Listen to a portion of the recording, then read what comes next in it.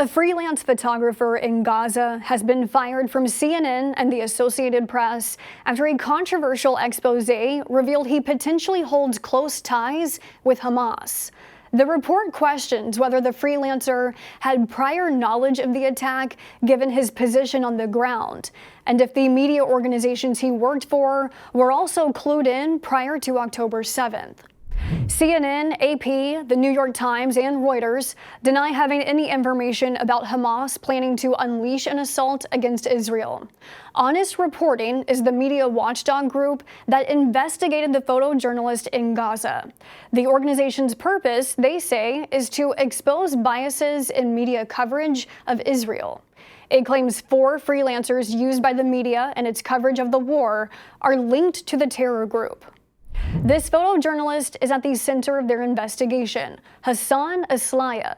After the expose linked Hassan with Hamas, this undated photo surfaced. The watchdog group says it's of a Hamas leader, the mastermind behind the October 7th massacre, kissing the cheek of Hassan. These are among some of the questions posed by the watchdog group.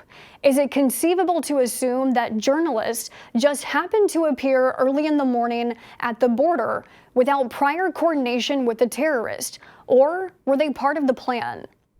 The Associated Press spoke with the executive director of HonestReporting, who clarified the organization is not a news outlet, but rather a watchdog group only raising questions. Those questions led to the ousting of Hassan and has caught the attention of the Israeli government. Prime Minister Benjamin Netanyahu's office issued a letter to the news organizations who hired the freelancers named in that expose, asking for an investigation and clarity.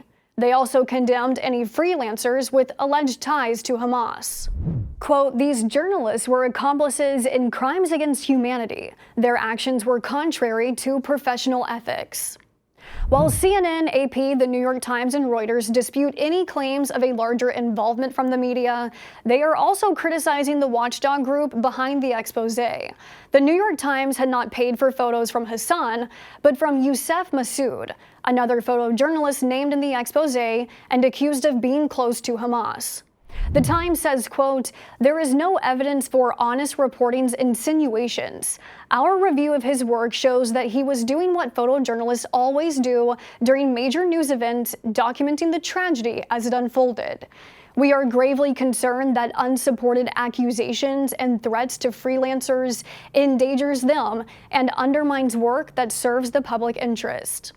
In CNN's report acknowledging it has severed ties with Hassan, the news outlet calls the expose a thinly sourced report from an agenda-driven media monitoring group that insinuated news organizations knew about the looming assault.